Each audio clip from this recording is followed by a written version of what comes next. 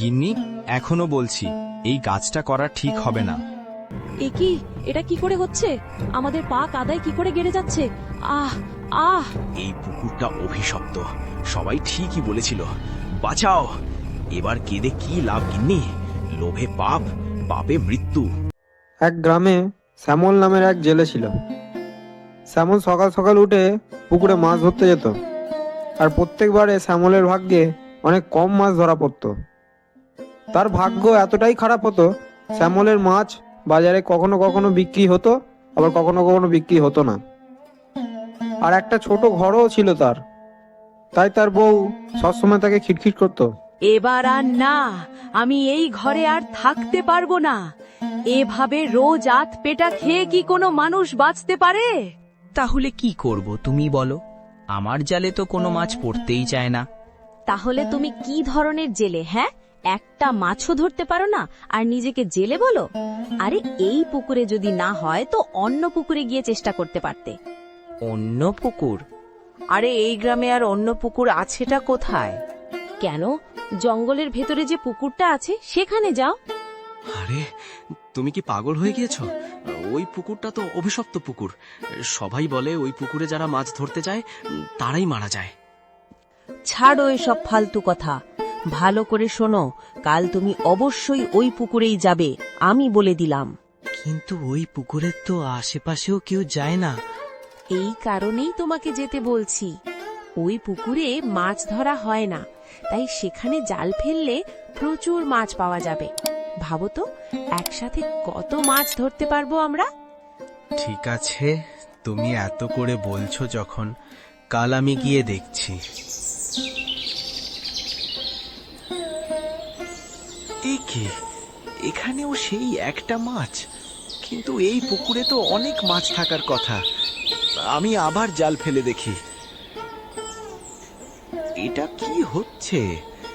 হে ভগবান, আমার কি ভাগ্যে মাছ লেখা নেই নাকি?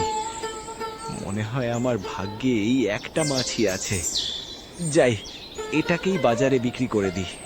ও ভাই, দেখো দেখো, আজ একদম টাটকা মাছ আছে। আসো আসো, তাড়াতাড়ি নিয়ে যাও।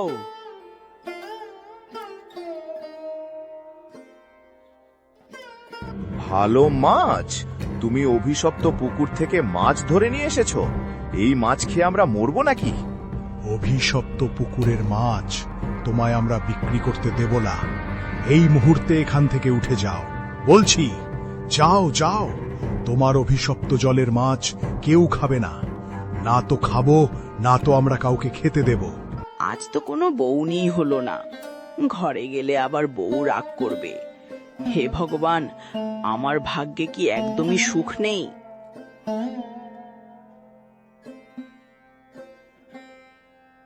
তোমার দ্বারা আর কিচ্ছু হবে না, কিচ্ছুই না। তোমাকে বিয়ে করাটাই আমার জীবনের সবচেয়ে বড় ভুল ছিল। এখানে দাঁড়িয়ে দাঁড়িয়ে কি দেখছো? মাছটা দাও, দাও আমাকে। না তো ঘরে চাল আছে, না আছে তেল। শুধু সেদ্ধ করা মাছ খাবে তুমি? শুধু সেদ্ধ করা মাছ? এভাবে আর না, আমি আর থাকতে পারছি না। আমি চলে যাব, আমি আমার বাবার বাড়ি চলে যাব। এই ঘরে থেকে আর কোনো লাভ নেই। আর আমি বলে দিচ্ছি, আমি কোনো দিনই আর এই ঘরে ফিরবো না। এই দেখো তো, এটা কি? মাছের ডিমের রং তো এরকম হয় না, তাহলে এটা কি? আরে কোথায় আছো? শোনো না, তাড়াতাড়ি এখানে এসো না। কি হলো, কি হলো? আরে কি হলো বলবে তো? এই দেখো, এটা আমি মাছের পেটের ভেতর থেকে পেয়েছি। মাছের ডিমটা সোনার মতো, দেখো কিভাবে চকচক করছে। আরে এটা শুধু চকচক করছে না, এটা তো ভারীও আছে। এটা আবার আসল সোনা নয় তো? হ্যাঁ, আসল সোনা, সত্যি সোনা। মাছের ভেতর থেকে সোনার ডিম। হে ভগবান, আমি তোমার কাছে এত প্রার্থনা করেছি, আজ তুমি আমার ডাকে সাড়া দিয়েই দিলে। আমরা ধনী লোক হয়ে গেছি, বুঝলে? অনেক অনেক ধনী লোক হয়ে গেছি। এবার আমাদের আর কোনো অভাব থাকবে না। সত্যি, আমিও ভাবতেই পারছি না যে আমরা এত ধনী হয়ে গেছি। এক কাজ করো, দ্রুত গিয়ে এটা বিক্রি করে নিয়ে এসো। হ্যাঁ হ্যাঁ, এই তো এখনই বিক্রি করে আসছি। কত টাকা! এত টাকা দিয়ে তো আমাদের দিব্যি ভালোভাবে দিন কেটে যাবে। এই দেখো গিন্নি, আজ আমি বাজার থেকে খাসির মাংস নিয়ে এসেছি, একদম টাটকা মাংস। খুব ভালো করেছো, কিন্তু আমি একটা কথা ভাবছিলাম, বুঝলে?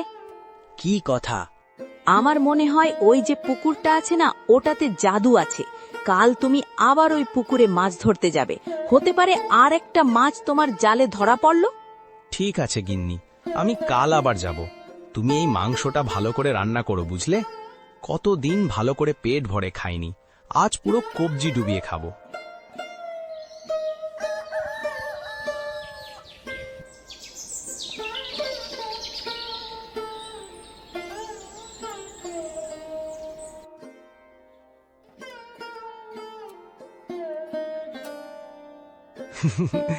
আরে বা, রোজ রোজ যদি এভাবে সোনার ডিম পাওয়া যায় তাহলে তো আমরা ভীষণ ধনী হয়ে যাব।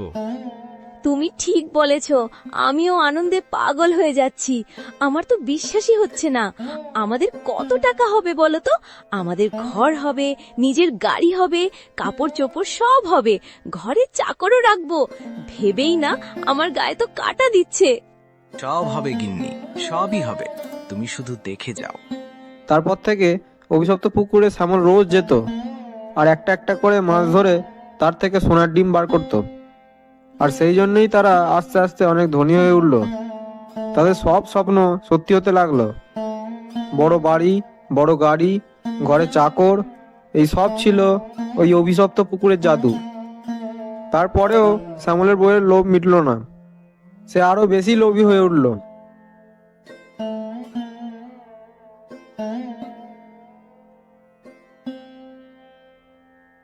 কি হলো গিন্নি, তুমি এমন মুখ গোমড়া করে কেন বসে আছো? কেন হবে না সেটা কি বলতে পারবে? আমার কতগুলো স্বপ্ন আছে, কিন্তু আমি কিছুই পূরণ করতে পারছি না। কি বলছো গিন্নি? এত বড় ঘর, এত বড় গাড়ি, এত টাকা পয়সা, সবচেয়ে কোথায় এত টাকা পয়সা আছে আমাদের কাছে? আমার কত স্বপ্ন ছিল যে এই পুরো দুনিয়ায় আমি সবচেয়ে ধনী ব্যক্তি হব, কিন্তু তা হচ্ছে না। ধনী ব্যক্তি হবার কি দরকার? যা আছে সেটাই তো ভালোই আছে। রোজ একটা করে মাছ ধরি, সেখান থেকেই সোনার ডিম বের হয়। এই তোমার এই কথাগুলো শুনলেই না আমার একদম ভালো লাগে না। তুমি সামান্যতাই সন্তুষ্ট হয়ে যাও, এগিয়ে যাওয়ার কোনো চেষ্টাই নেই। একটা কাজ তো করতে পারো, ওই পুকুরে এক একটা করে মাছ না ধরে সব মাছ একসাথে ধরলেই তো হয়। তাহলে ভাবো তো আমরা কত সোনা পাবো।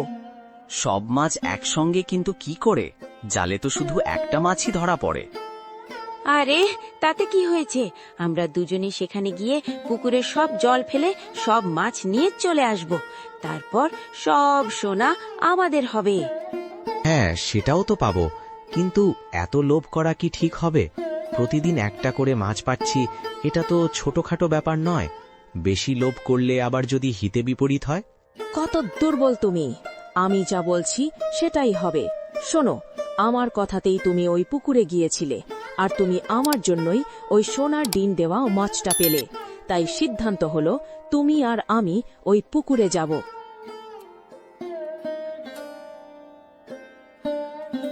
গিন্নি, এখনো বলছি এই কাজটা করা ঠিক হবে না। এই শোনো, বেশি কথা বলবে না বলে দিচ্ছি। যা বলছি তাই করবে। চলো এবার কাজ শুরু করো।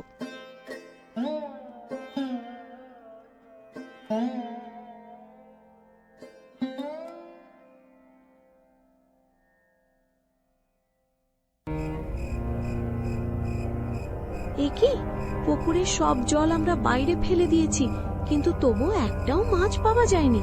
তাহলে মাছগুলো কোথায় গেল? এটা তো আমিও ভাবছি, মাছ তো থাকার কথা। এ তো আশ্চর্যের বিষয়। একি, এটা কি করে হচ্ছে? আমাদের পা কাদায় কি করে গেড়ে যাচ্ছে? আহ আহ আহ, আমরাও আহ আহ। বাঁচাও, বাঁচাও! আরে, আমি বাইরে বেরোতে পারছি না। কেউ বাঁচাও! আরে তুমি কিছু করো। আমি কি করব? আমি তো নড়তেও পারছি না।